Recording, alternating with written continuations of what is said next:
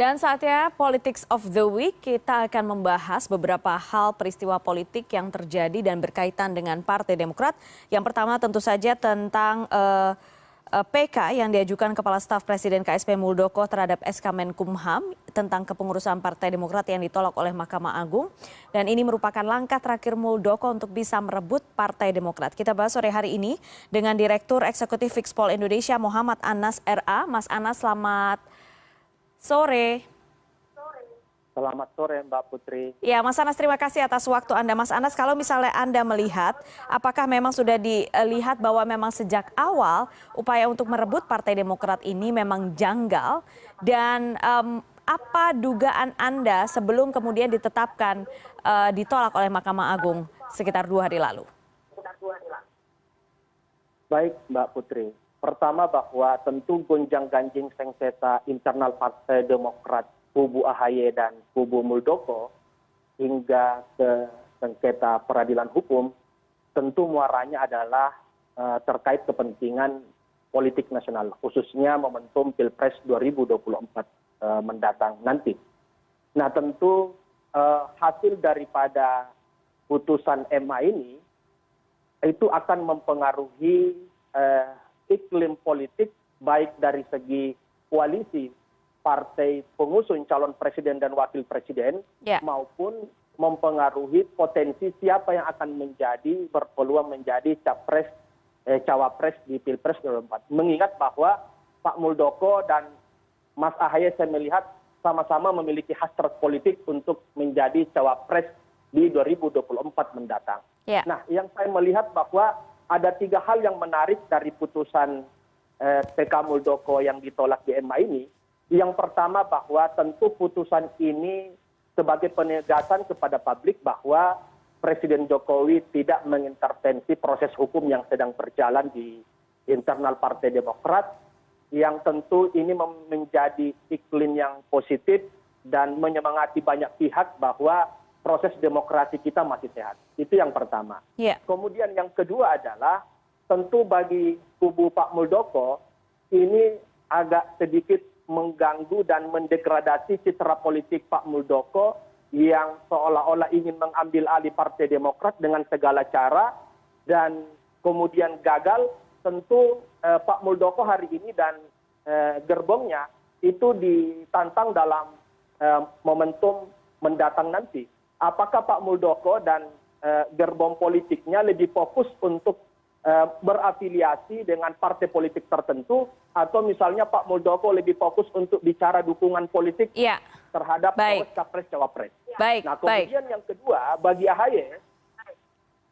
AHY tentu akan gaspol melanjutkan konsolidasi politik yang sedang digalakkan selama ini, dan tentu dengan putusan ini semakin menambah posisi nilai tawar AHY di koalisi, baik di koalisi Anies maupun di koalisi-koalisi yang lain. Yang saat ini kalau kita melihat bahwa akhir-akhir ini AHY semakin mantap menjadi posisi calon wakil presiden daripada Anies Baswedan setelah menang, ada kepastian posisi hukumnya. Dan juga saya melihat bahwa ada juga peluang semakin mesra Demokrat ini berkoalisi, bekerja sama politik dengan PDI Perjuangan, saya melihat akhir-akhir ini. Oke, Mas Anas, kalau misalnya Anda tadi sudah mengatakan soal posisi AHY semakin kuat, kita langsung kaitkan ini dengan munculnya nama Yeni Wahid yang akhir-akhir ini kemudian dikaitkan dan sudah mengatakan sendiri siap menjadi bacawa pres.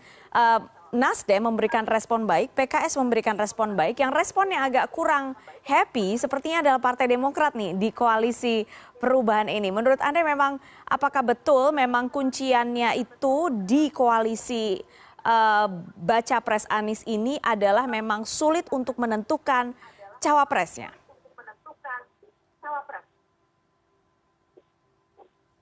Ya, baik Mbak. Jadi pertama bagi Anies, AHY dan Yeni Wahid ini memiliki figur kualifikasi yang cukup bagus saya melihat. Pertama bahwa AHY maupun Yeni Wahid itu sama-sama anak mantan presiden.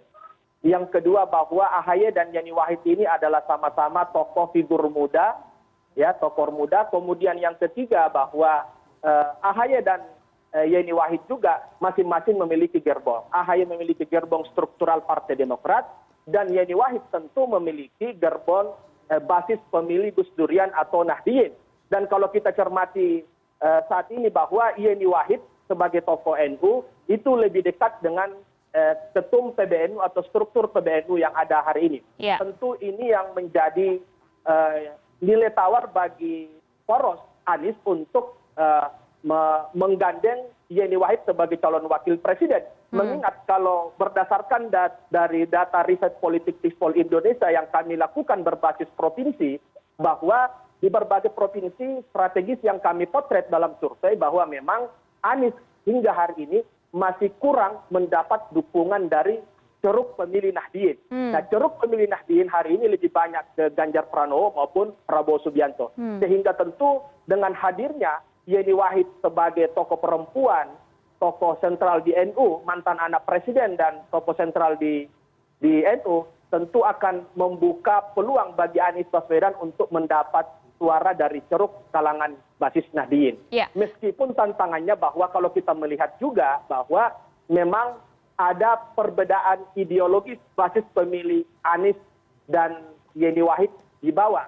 Nah, ini apakah nanti setelah Anies dan Yeni akan berpaket nanti kemudian basis Nahdien, basis Gus Durian ini cukup menerima sosok Anies Baswedan sebagai calon presiden. Itu yang menjadi tantangan ke depan, Mbak. Oke, Mas Anas, jadi kalau misalnya menurut Anda berkaitan dengan hal-hal yang terjadi akhir-akhir ini yang berkaitan dengan Partai Demokrat, mulai dari soal PK yang kandas, kemudian soal munculnya sosok-sosok yang kemudian bisa menguatkan koalisi perubahan untuk persatuan ini, KPP, apakah secara umum Anda melihat posisi Partai Demokrat memang semakin kesini semakin kuat secara elektabilitas?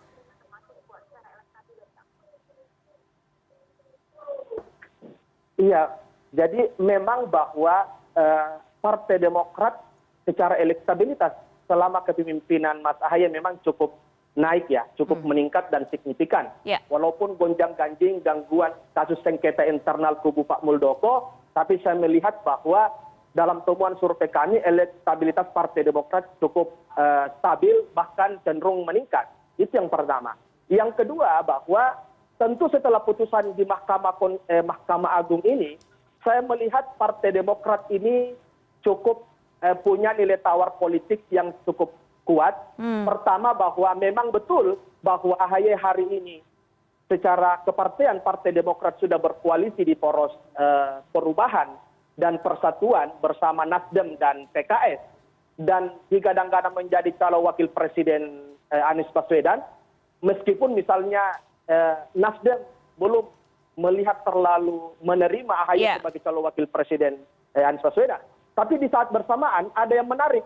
Di tengah kemesraan antara Mas Ahaye dengan Mbak Puan akhir-akhir ini, Mbak. Iya, iya. Jadi saya melihat bahwa apakah mungkin ada deal-deal politik di belakang layar atas kemenangan kubu Ahaye di Mahkamah Agung ini. Oke. Apakah deal politiknya ada kerjasama politik nanti dengan PDI Perjuangan atau seperti apa? Nah, oleh sebab itu saya melihat bahwa kita perlu harus cermati bahwa jangan-jangan ada kesepakatan politik di belakang layar, di mana mungkin ketika misalnya AHY tidak menjadi calon wakil presiden daripada Anies, maka boleh jadi Demokrat akan meninggalkan Anies Baswedan. Itu ini akan mengganggu koalisi poros Anies, dan kita melihat bahwa memang sampai hari ini hanya poros Anies yang tak kunjung partai politiknya itu bertambah secara koalisi. Beda dengan poros Ganjar dengan Prabowo cukup cenderung bertambah anggota partai koalisinya. Oke, baik. Kita akan lihat perkembangannya seperti apa. Semuanya masih cair.